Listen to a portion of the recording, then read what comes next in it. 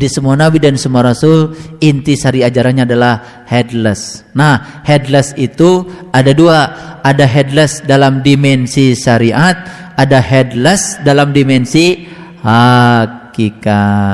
Baik, lihat saya. Headless dalam dimensi syariat itu yang kalian lakukan pagi dan petang. Jangan sampai tidak melakukan itu. Sekarang bebaskan dirimu dari gelap dan terang. Jangan mencari terang, jangan mencari gelap. Karena Tuhan bilang, aku adalah kegelapan yang engkau hindari. Aku juga cahaya yang selalu engkau cari. Karena aku ada di antara keduanya. Jadi sudah, masa lalu itu jangan ngejar-ngejar lagi, pengen gini, pengen gitu. Itu belum headless. Nah, lepaskan dirimu dari goalless. Lakukan saja. Itu sebagai bakti pada guru, khidmat pada guru. Makanya yang khidmat pada guru, 2 kambing dipelihara jadi 1000. Begitu pulang membawa 1000 kambing, ternyata apa yang terjadi? Gurunya kaget, ternyata siswanya sudah bisa mendapatkan ajaran sesuatu yang tidak diajarkan. Makanya setelah itu kemudian gurunya mencium kaki siswanya. Sekarang aku menjadi siswamu dan kamu menjadi guruku. Itu. Jadi kalau sudah tidak ada curhat lagi, semua menjadi tegar, ya, bisa mengalihkan bahasa pikiran ke dalam bahasa hati lewat segala penderitaan, maka suatu saat saya akan salami, kamu adalah guru saya. Itulah seorang guru, kebahagiaan seorang guru ketika mendapati para muridnya melampaui gurunya.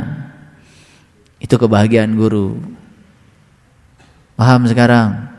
Udah. Nanti ceritakan sama saya kalau ketemu saya sesuatu yang melampaui ini. Oh, saya pasti bahagia. Rasanya saya ngajar tiap Kamis itu ada gunanya. Tapi saya ketika mendapati putra saya, ya, pakai gelap. Kadang saya juga suka sedih ya. Walaupun saya harusnya nggak boleh sedih. Baik, ya. Adam, Nuh, Ibrahim dan keluarga Imran itu semua melampaui segala alam, melampaui segala dualitas. Itu inti ajaran. Bagaimana cerita selanjutnya? Baik, kita lihat. Duriyatun ba'duha mim ba'din wallahu sami'un alim. Sebagai satu keturunan yang sebagiannya dari yang lain, dan Allah Maha mendengar lagi Maha mengetahui. Ya. Jadi sebetulnya kalau kita runut, ya, kalau Adam ini manusia pertama seperti yang diyakini banyak orang, kan sebetulnya kita ini satu keturunan. Cuman kita sekarang sudah merasa seakan-akan kita bukan satu keturunan, karena merasa saya keturunan bapak ini, bapak itu. Kalau diturut ke sana itu kan satu keturunan. Sebetulnya artinya satu aliran darah kan sebetulnya. Jadi kalau begitu sebetulnya ya secara spiritual kita juga satu aliran spiritual. Jadi sebetulnya satu-satunya cara untuk menyadari kebinekaan itu kita menyadari bahwa kita sebetulnya adalah berasal dari satu keturunan. Betul nggak? Jadi kalian dengan saya dengan kalian itu satu keturunan nggak? Leluhur kita kan sama sebetulnya. Betul nggak? Cuman karena sudah jauh, kelihatannya yang jauh itu sebenarnya bukan keturunannya, yang jauh itu kesadaran tentang satu keturunan itu yang sudah jauh. Lalu kita merasa satu dengan yang lain berbeda. Apalagi ketika kita ya menetapkan atribut pada diri kita. Ini agamanya apa, ini agamanya itu. Ya sudah, seakan-akan kita ini makhluk-makhluk yang boleh saling membunuh seakan-akan. Kesadaran itu yang sudah hilang.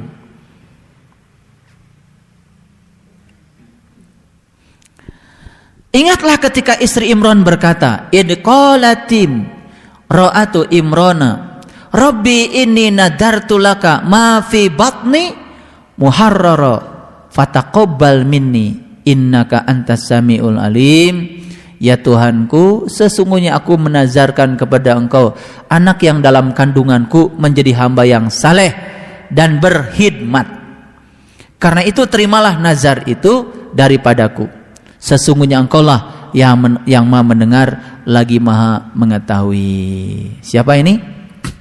Istrinya Imran bernazar kepada Allah, ya, ingin mendapatkan anak yang soleh dalam kandungannya, ya kan? Makanya semua kita juga pernah bernazar kan, betul? Ingin mendapatkan anak yang soleh.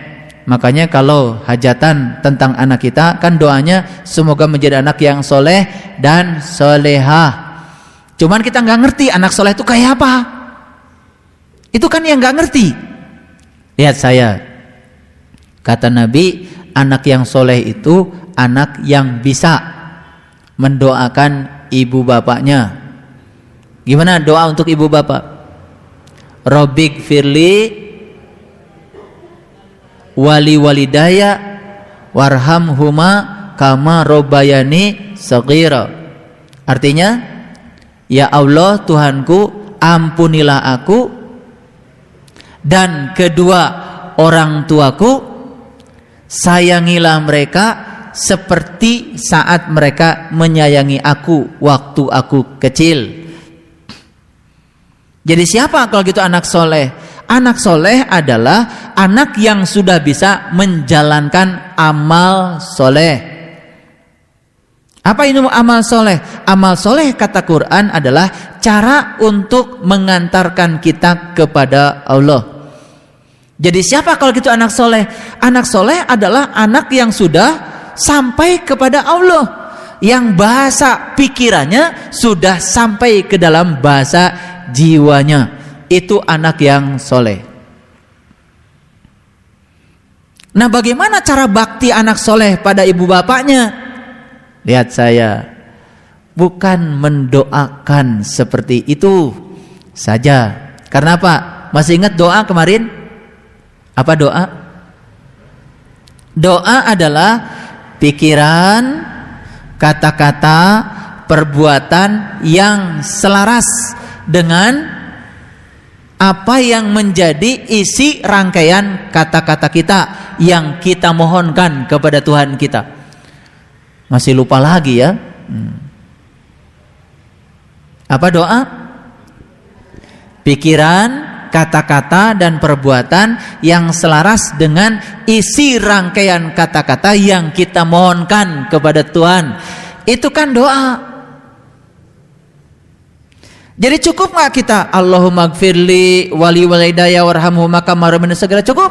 Nggak cukup. Itu baru rangkaian kata-katanya. Sekarang mana pikirannya, mana kata-katanya, mana perbuatannya. Kalau itu tidak ada, kosong, itu tidak akan terkabulkan nazarnya. Kalau gitu dari mana mulainya? Subhanallah. Lihat saya, anak yang soleh itu anak yang mengajak. Karena doa itu bukan meminta, yang mengajak ibu bapaknya untuk mengerjakan amal soleh. Ya, amal soleh apa? Cara untuk menemui Tuhannya. Berarti anak soleh adalah anak yang mengajak ibu bapaknya untuk mendapatkan amal soleh, kemudian mengerjakannya. Bebas gak orang tuanya dari dosa? Bebas dari dosa yang lalu dan yang akan datang. Saat orang tuanya bisa tahu amal soleh, bisa menjalankan amal soleh, itu syarat terbukanya iman. Gimana caranya kan Pak? Orang tua saya kan sudah tidak ada. Pada saat orang tua saya tidak ada, saya masih kecil. Loh, kan dibilangnya tadi, sayangilah mereka seperti mereka menyayangi aku waktu aku kecil. Sekarang saya tanya, kecil tuh umurnya berapa sih? Waktu kecil itu waktu kita sedang mengalami fase awal dari kehidupan. Itu yang disebutkan fase mas kumambang. Itu adalah fase kita yang sebenarnya. Jadi bagaimana orang tua kita dulu bisa mengalami fase itu? Ya tentu saja orang tua kita itu harus ditiupkan kembali.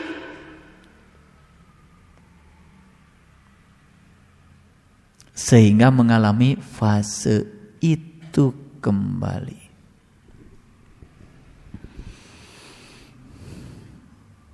Oke? Jadi siapa itu?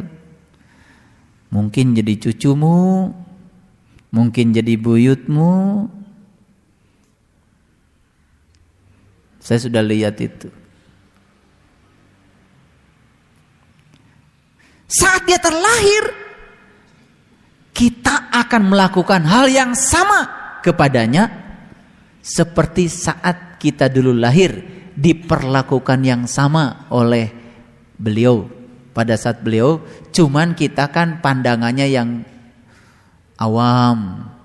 Itu anakku, padahal jiwanya jiwa siapa? Kan gitu. Itu adalah jiwa yang lama yang diberi casing yang baru.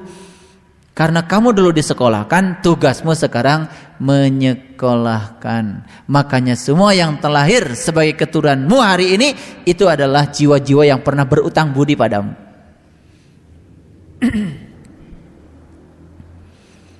Jadi kalau sekarang ada orang yang mentelantarkan anaknya sendiri, bukan sekedar dia gagal bayar utang, tetapi dia membuat utang baru.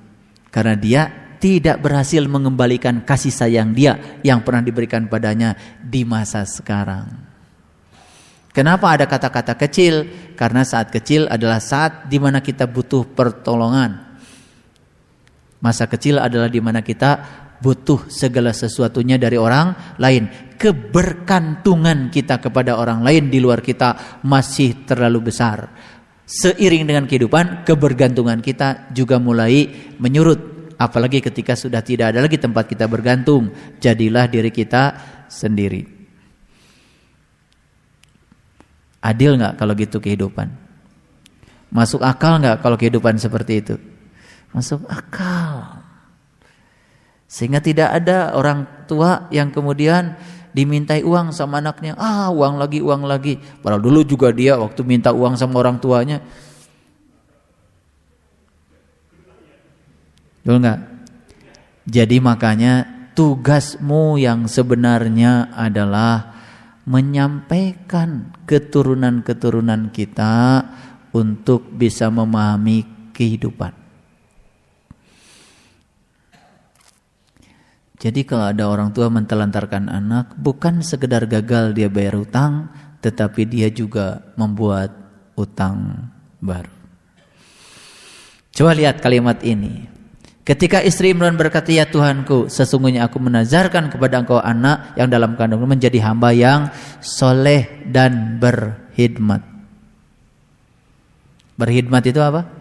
Takzim. Ya, takzim. Takzim, ya. Takzim itu penuh rasa hormat, ya. Makanya lihat anak-anak yang baktinya pada ibu bapaknya bagus, biasanya kehidupannya juga bagus, berkah, ya. Jadi kalau dalam kehidupan kita banyak sesuatu yang itu koreksi dirinya. Yang pertama adalah bagaimana perlakuanmu pada orang tuamu. Sehingga banyak sekarang ini orang-orang yang ketika orang tuanya sudah meninggal baru diziarahi, tapi saat hidup mah nggak pernah ditengok. Ya, udah meninggal di kuburan baru setiap lebaran datang berziarah. Saat hidup mah dulu sakit juga nggak peduli. Itu Aneh ya. Baik, kita lihat ya. Tempo hari ada jamaah kita, begitu saya ngomong begini, dia merasa perlakuan dia pada orang tuanya kurang baik selama ini. Orang tuanya masih hidup tapi jauh di sana. Maka dia selesai pengajian langsung pulang. Ya, minta cuti nengok ibunya. Dan setelah itu dia cerita sama saya, ternyata kehidupan dia menjadi lebih baik, lebih berkah. Itu. Baik, kita lanjutkan. Maka ketika istri Imran melahirkan anaknya, dia pun berkata, "Ya Tuhanku, sesungguhnya aku melahirkannya seorang anak perempuan. Dan Allah lebih mengetahui apa yang dilahirkannya itu. Dan anak laki-laki tidaklah seperti anak perempuan. Sesungguhnya aku telah menamai dia Maryam, dan aku mohon perlindungan untuknya serta anak-anak keturunannya ya kepada Engkau ya dari setan yang terkutuk." Jadi di sini memang ada kata-kata samaituha Maryam wa inni ya uiduha bika wa dzurriyyataha minasyaitonir rajim. Jadi ini doa yang dipanjatkan oleh istrinya Imran. Ternyata anak yang lahir adalah anak perempuan. Ya. Anak perempuan ini kemudian diberi nama Maryam. Kita baca dulu semua ayat ini, nanti kita jelaskan. Maka Tuhannya menerimanya dengan penerimaan yang baik dan mendidiknya dengan pendidikan yang baik. Dan Allah menjadikan Zakaria pemeliharanya. Setiap Zakaria masuk untuk menemui Maryam di mihrab, ia dapati makanan di sisinya. Zakaria berkata, "Hai Maryam, dari mana kamu memperoleh ini?" Maryam menjawab, "Makanan itu dari sisi Allah." Di sini kata-katanya bagus. Qalat huwa min indillah, innallaha yarzuqu may yasha bighairi hisab. Karena sesungguhnya Allah pemberi rezeki yang tanpa batas. Ini hati-hati ya, karena kalau tafsirannya yang disebut dengan makanan itu makanan biasa, yaitu tentu saja kalau makanan biasanya bukan dari Allah. Makanan biasanya dari bumi, ya. Makanan dari Allah mah adanya makanan dari langit. Ya tentu saja untuk kepentingan langit, bukan untuk kepentingan bumi. Mari kita baca dulu selanjutnya, ya. Supaya semua nama-nama ini nanti clear kita bahas.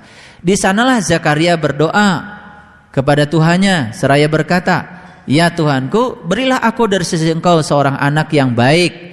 Sesungguhnya Engkau Maha pendengar doa." Ya.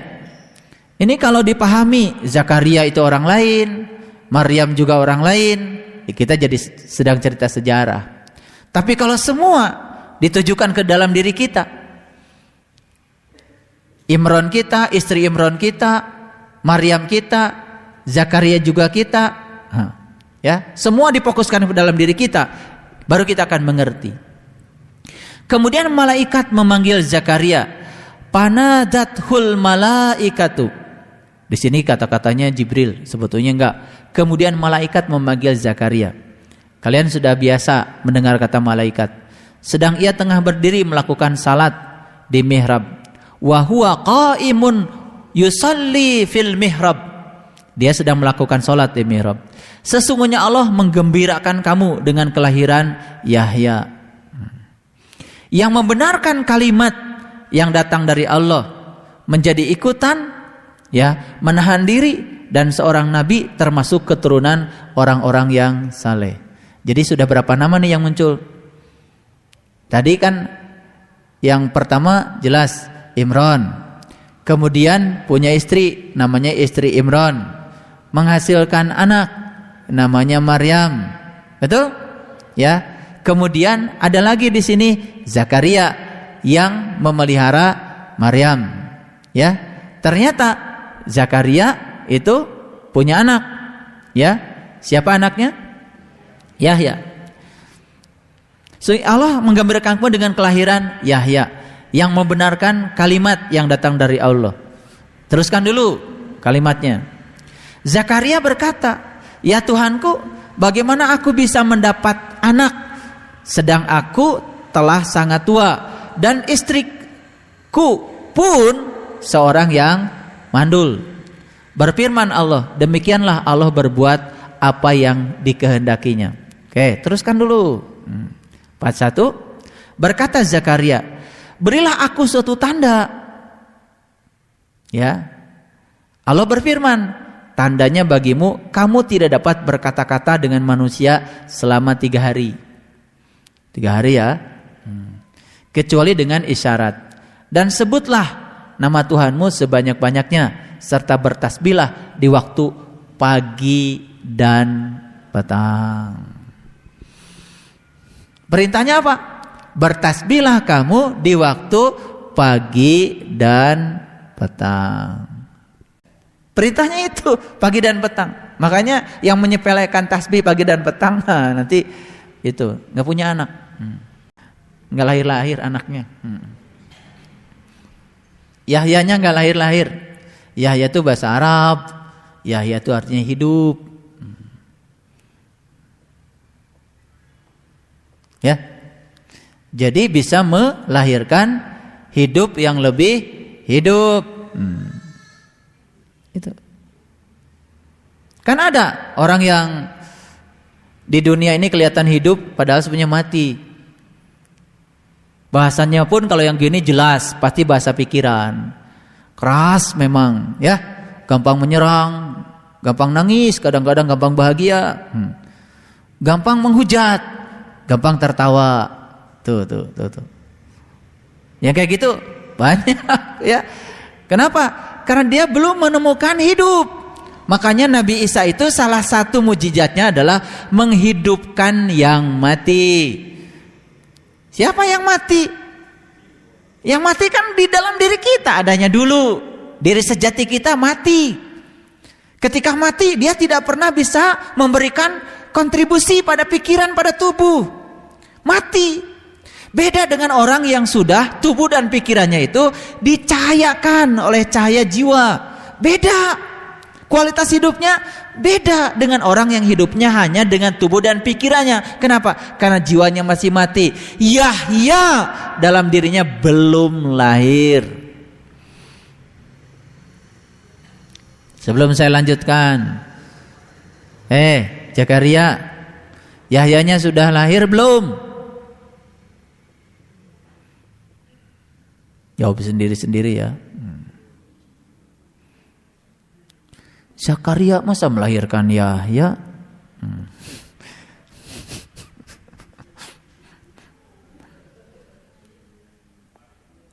Iya. Zakaria itu pelindung siapa? Pelindung Maryam. Jadi Maryam itu siapa? Oke. Maryam adalah sebuah nama, sesuatu yang melahirkan, ibu yang sebenarnya. Siapa Zakaria? Zakaria tentu saja laki-lakinya Maryam. Siapa Yahya? Ya tentu saja Yahya ini adalah anak laki-laki dari Zakaria. Paham? Anak laki-laki dari Zakaria. Kok Zakaria bisa melahirkan? Ya Allah. Laki-laki itu bisa melahirkan. Laki-laki melahirkan laki-laki lagi. Laki-laki itu adalah jiwa, laki-laki itu adalah ruh yang akan menghasilkan sifat-sifatnya ruh.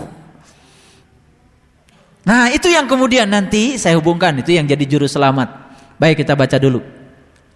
Dan ingatlah ketika malaikat berkata, hai Maryam, sesungguhnya Allah telah memilih kamu, mensucikan kamu dan melebihkan kamu atas segala wanita di dunia ini.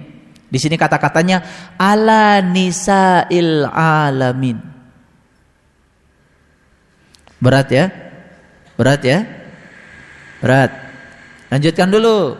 Hai Maryam, taatlah kepada Tuhanmu, sujud dan rukulah bersama orang-orang yang ruku. Tahu nggak cara ruku gimana? Ya itu yang pagi dan petang. Cara sujud? Ya itu pagi dan petang. Cara sholat? Ya itu pagi dan petang. Istilahnya banyak di Quran, tetapi esensinya adalah itu juga. Terus, yang demikian itu adalah sebagian dari berita-berita gaib Zalika minal ambiya'il ghaib. Berita misterius yang kami wahyukan kepada kamu. Padahal kamu tidak hadir beserta mereka. Ketika mereka melemparkan anak-anak panah mereka, siapa di antara mereka yang akan memelihara Maryam? Dan kamu tidak hadir di sisi mereka ketika mereka bersengketa. Teruskan dulu. Berat ayat ini.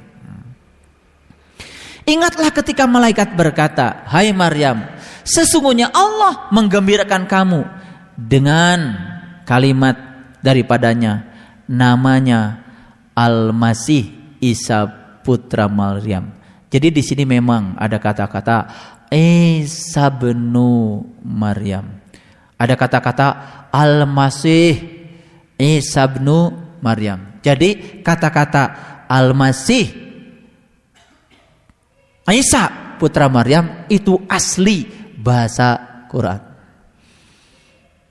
Jadi Isa Al-Masih yang sering kita dengar itu bukan bahasa kitab lain, tapi ini adalah bahasa Quran. Al-Masih Sayhu itu orang yang sangat tinggi kesuciannya. Makanya Sayhu jadi Syekh. Itu makanya banyak istilah Syekh. Jadi Sayhu itu kata sifatnya, kata bendanya Al-Masih ya. Al-Masih Isa bin Maryam. Lihat dulu ya, namanya Al-Masih putra Maryam. Seorang terkemuka di dunia dan akhirat dan termasuk orang yang didekatkan. Bahasa Qur'annya adalah Isa bin Maryam wajiha fid dunya wal akhirah wa minal muqarrabin. Dia adalah termasuk kelompok muqarrabin. Muqarrabin itu orang yang didekatkan kepada Tuhan. Ya. Dan dia berbicara dengan manusia dalam buayan. Dan ketika sudah dewasa, dan dia adalah termasuk orang-orang yang soleh. Jadi ya masih ya Al-Masihnya Isa ibnu Maryam itu karena dia termasuk orang-orang yang solihin. Makanya di situ termasuk orang yang dapat nikmat. Makanya di Quran surat Al-Fatihah ini sudah kita bahas. Lanjut dulu ayat berikutnya. Ya, Maryam berkata, "Ya Tuhanku, betapa mungkin aku mempunyai anak padahal aku belum pernah disentuh oleh seorang laki-laki pun." Ini yang menjadi perdebatan. Ya, ini yang jadi perdebatan. Apa makna dibalik semua ini? Kenapa ya tanpa ada disentuh laki-laki kok bisa punya anak? Pelajaran apa yang paling berharga di sini? Ini jelas dimensinya bukan dimensi material, bukan dimensi fisik, tapi dimensinya adalah dimensi spiritual. Itu titik awalnya. Dimensinya adalah dimensi spiritual. Memahaminya harus dalam dimensi spiritual, tidak dalam dimensi fisik. Kalau dalam dimensi fisik kita akan capek lelah, debatable jadinya. Tapi dimensinya harus dimensi spiritual. Allah berfirman, demikianlah Allah menciptakan apa yang dikehendakinya. Apabila Allah berkehendak menetapkan sesuatu, maka Allah hanya cukup berkata kepada dia, jadilah dia. Ini kata-kata yang dipakai adalah fa inna ma yaqulu lahu kun fayakun. Ini kuliahnya harus dibaca dulu semuanya. Dan Allah akan mengajarkan kepadanya Alkitab, wa yu'allimul kitab wal hikmah wat Taurat wal Injil. Jadi kepadanya diajarkan kitab, hikmah, Taurat dan Injil. Jadi sebetulnya ya Isa putra Maryam ini belajarnya bukan hanya belajar Injil. Belajar apa menurut ayat ini? Ia belajar kitab, termasuk Taurat. Sedangkan kita tahu Taurat itu diturunkan kepada Nabi Musa. Itu dimensi fisik. Tapi dalam dimensi spiritual, Quran, Taurat, Injil itu semua sama. Itu adalah kitab suci ya, yang dapat dibacot tanpa ditulis. Nah, lihat dulu ayat selanjutnya, harus dibaca seluruhnya. Dan rasul sebagai Bani Israel, wa rasulan ila Bani Israel, dia adalah rasul. Jadi ternyata semua rasul itu adalah Bani Israel. Masuk akal ya? Kelompok orang, komunitas yang berjalan menuju Tuhan. Sesungguhnya aku telah datang kepadamu dengan membawa suatu tanda dari Tuhanmu, yaitu aku membuat untuk kamu dari tanah berbentuk burung. Burung ada sayapnya? Burung ada sayapnya? Ada. Kemudian aku meniupnya. Mana tanahnya? Ini tanah. Berbentuk apa tanah? Berbentuk burung. Ada sayapnya? Ada. Kemudian meniupnya. Maka ia menjadi seekor burung. Bisa terbang gak burung? Bisa. Terbang kemana? Terbang ke langit. Ya Allah. Dengan seizin Allah, dan aku menyembuhkan seorang yang buta sejak dari lahirnya. Jelas sekarang? Lihat dulu. Ini dibuat dari apa? Dari tanah. Dibentuk apa? Dibentuk burung. Supaya apa? Supaya bisa terbang. Hebat ya Quran ya.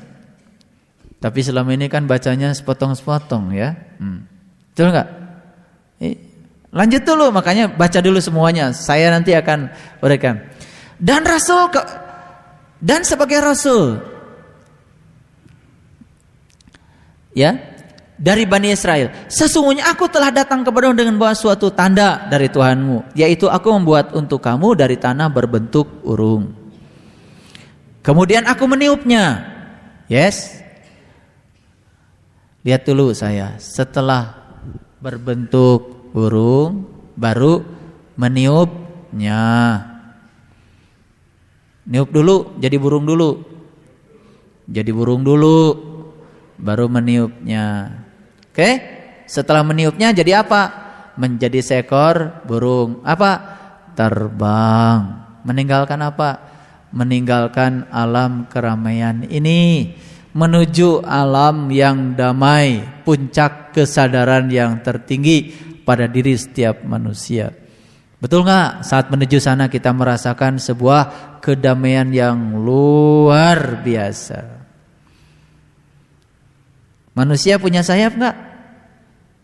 Kalau burung punya sayap?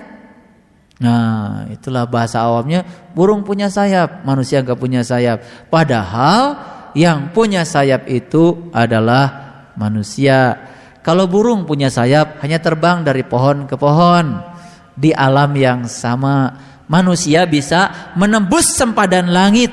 Bahasa Qur'annya itu surat Ar-Rahman, menembus sempadan langit. Lanjut. Maka ia menjadi seekor burung dengan seizin Allah. Nah, ingin menjadi seekor burung, ya tentu saja harus seizin Allah. Kalau ingin diizinkan Allah, ya harus izin dulu dong sama Allah. Suka minta izin nggak? Tidak izin kan? Bismillahirrahmanirrahim. Astagfirullahaladzim. Astagfirullahaladzim. Astagfirullahaladzim. Allahumma salli ala Sayyidina Muhammad wa ala ali Sayyidina Allahu terbang. Headless, goalless, pasrah total, menerima apapun yang ditunjukkannya. Disitulah latihan yang paling hebat untuk latihan menerima kenyataan hidup apapun apa adanya.